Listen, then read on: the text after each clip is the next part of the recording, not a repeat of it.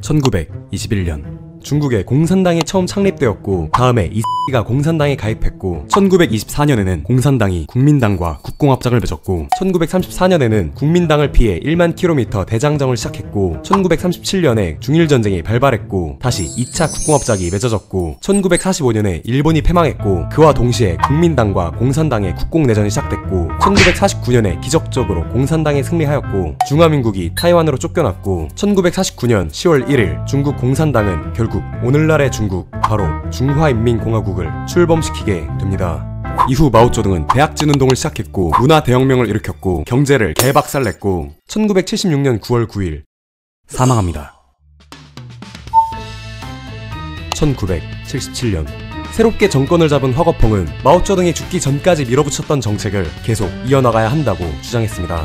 문화대혁명은 대성공으로 끝났습니다. 앞으로 우리는 위대하신 마오쩌둥 주석의 정신을 이어받아 경제 발전에 박차를 가할 것입니다. 그러나 이의 사망 이후 지지 기반이 취약한 상황에서 정권을 잡은 화거펑은 다양한 세력들의 도전을 받을 수밖에 없었습니다. 그중 가장 강력한 영향력을 지닌 인물이 바로 오랜 정치 짬밥으로 많은 인민들의 지지를 받고 있던 덩샤오핑이었습니다. 마오쩌둥에 의해 내쳐졌던 덩샤오핑은 마오가 죽은 뒤 다시 정치계에 복귀할 수 있게 되었고 화거펑 주석의 잠재적 경쟁자로 빠르게 부상하기 시작합니다. 화거펑은 덩샤오핑이 제시한 개혁개방 정책들을 적극 수용하며 국가 운영에 반영하였고 덩샤오핑은 과학과 교육 분야만을 도맡으면서 권력 욕심이 없다는 모습을 계속해서 어필하였습니다. 그러다 1978년부터 그의 역할은 외교로 확장되었고 1979년에는 군사 업무까지 수행하기 시작했습니다. 이러면 안 되는데? 1978년 12월에 열린 공산당 회의에서 덩샤오핑은 중국의 미래를 바꿀 충격적인 발표를 하게 됩니다. 마오쩌둥은 대단했지만 문화대혁명은 실패한 게 맞습니다. 그리고 앞으로 기업이 자유롭게 사업할 수 있도록 권한도 많이 줄 것이고 개인들이 돈벌이를 해서 부자가 되는 것도 허용하겠습니다. 시장경제 어느 정도 받아들이겠습니다. 마지막으로 한 자녀만 낳으세요. 이렇게 본격적으로 중국의 개혁개방 정책이 시동을 걸기 시작했습니다. 또한 이 시기를 필두로 덩샤오핑이 화거펑을 밀어내고 실질적인 권력을 차지하게 되었습니다. 우선 농촌을 싹 다 뜯어고쳐 봅시다. 덩샤오핑 정권은 마오쩌둥이 인민공사라는 이름으로 뭉태기로 묶어놨던 농촌 조직을 전부 해체시켜버렸고 농민들이 알아서 돈벌이를 할 수 있는 환경을 만들어 주었습니다. 농업 중심 국가였던 중국에서 농촌을 시작으로 시장 경제가 조금씩 도입되기 시작한 것입니다. 결과는 대성공이었습니다. 농가의 소득은 1978년부터 향후 20년간 연평균 15%가량이나 증가하였고 곡물이나 면화와 같은 작물들은 2배에서 4배 이상의 생산량 상승을 보여주었습니다. 한편 농촌개혁이 막 추진되기 시작하던 1980년 공산당은 도시 개발에도 본격적으로 시동을 걸기 시작합니다. 선전, 주하이, 산타우, 샤먼 개방해.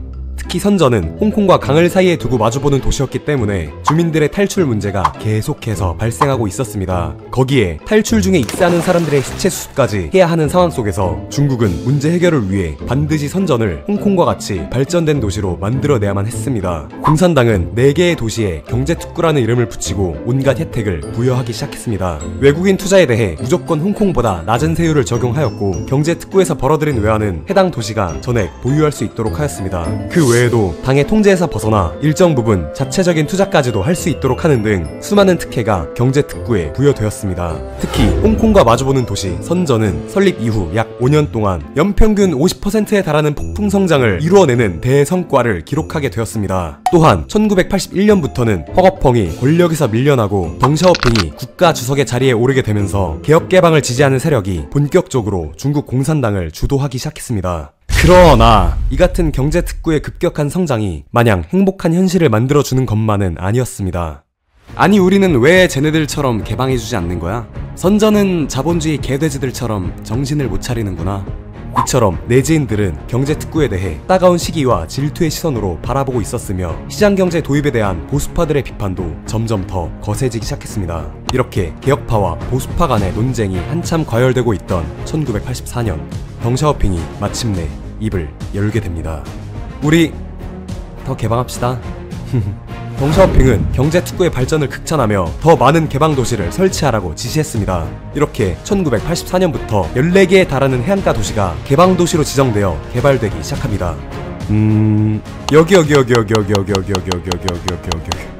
이렇게 지정된 개방도시는 경제특구만큼은 아니지만 공산당의 대대적인 지원을 통해 기가 막힌 성장을 이루어내기 시작했습니다. 또한 1978년부터 기업개혁을 시작한 중국은 마치 자본주의 국가의 기업들처럼 국영기업의 자주권을 확대하며 숨통을 트이도록 해주었고, 기업 스스로가 경영과 손익을 책임질 수 있도록 하는 경영책임제를 시행하기 시작했습니다. 이렇게 계획경제를 중심으로 시장경제를 결합한 중국은 공산당과 체제의 정당성을 부여하기 위해 이를 중국 특색 사회주의의 시장경제라고 주장하였습니다. 물론 이름부터 말도 안 되는 모순을 지니고 있었지만 어쨌든 이 같은 정책을 통해 중국은 1978년부터 1988년까지 평균 약 10%의 폭발적인 경제 성장률을 기록할 수 있었습니다. 물론 경제 성장이 이루어짐에 따라 정치 개혁에 대한 목소리도 조금씩 대두되기 시작하였지만 공산당 입장에서 이러한 소소한 시위들은 모두 통제 가능한 범위의 일탈이었습니다. 그렇게 이들은 언제까지나 순탄하고 평화롭게 대국으로의 길로 나아갈 수 있을 것이라고 생각했습니다. 그리고 1989년 천안문 사태가 터지게 됩니다. 천안문 사태는 다음 영상에서 계속됩니다.